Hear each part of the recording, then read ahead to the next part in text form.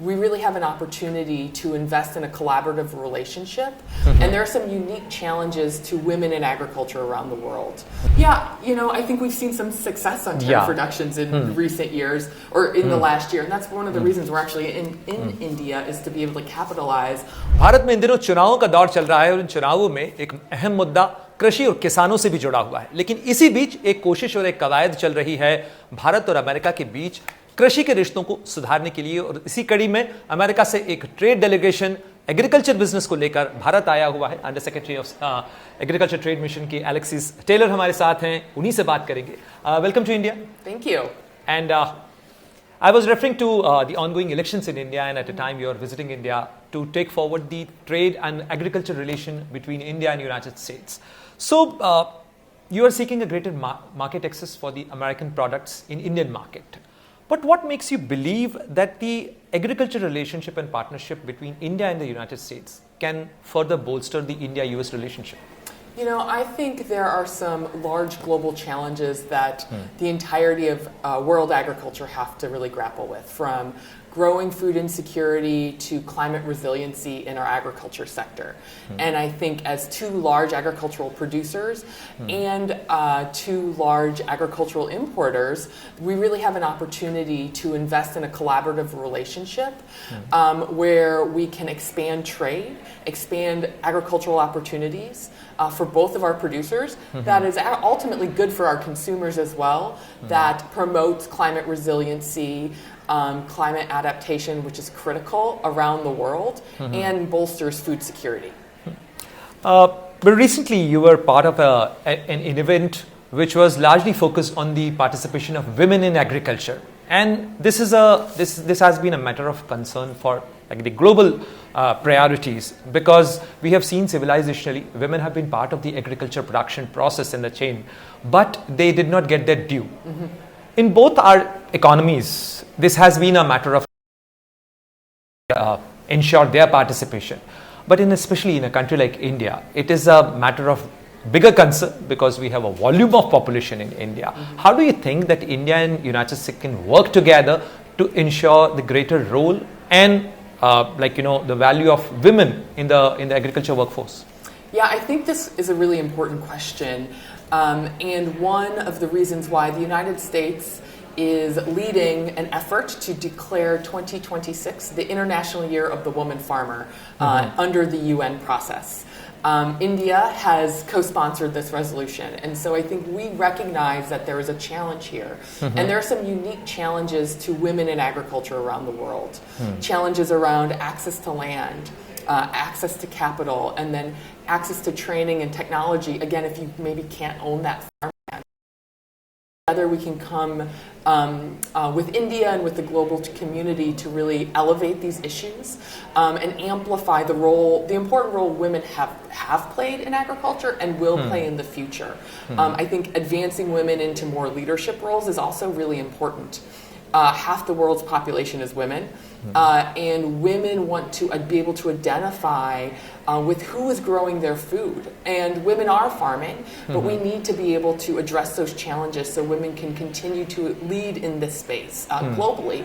And look forward to hopefully pass this resolution with India's support and build out what 2026 can really be to amplify these challenges. And we actually got the idea from India, who last year had the International Year of Millet, and it gave us that idea to really be able to bring this International Year of Women Farmers forward, and we're really excited about India's support, and I think how we can advance this conversation globally. So this is great to hear that, how India and United States are collaborating, but let me come to the point of competition, because we have heard various voices of concern from the United States, the Capitol Hill, about the subsidies in India, and in a populous country like India where the large population is dependent on agriculture, subsidy is an important part of that farm benefit which we have to extend to our population. So why US is that concerned about the farm subsidies, especially the subsidies which are being given on wheat and rice, the basic the products? Well, I think part of our concern is around when you talk about subsidies as trade distorting subsidies. So subsidies that drive farmers' behavior that then impact the global market.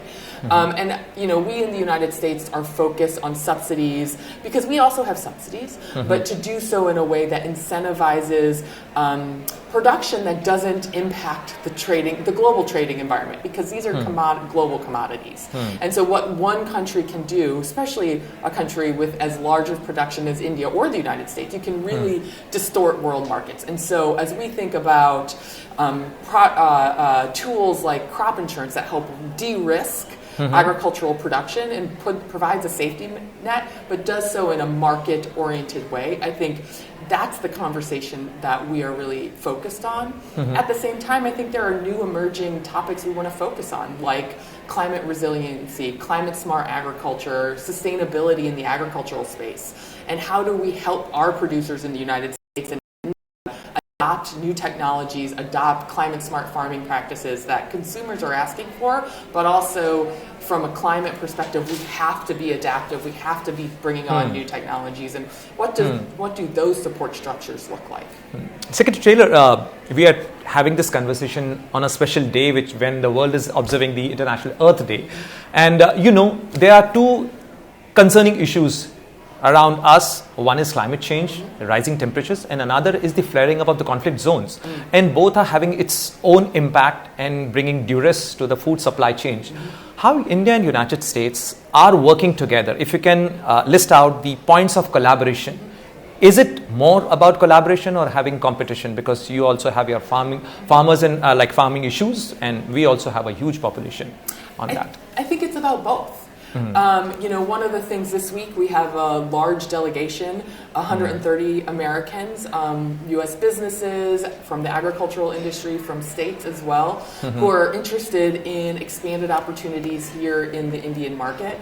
But just because we're looking to expand trade does not mean it's not complementary at times. For instance, as India's livestock sector and protein sector grows, we have the ability to complement existing grain production here from an export perspective, or as India is looking to meet some of your very aggressive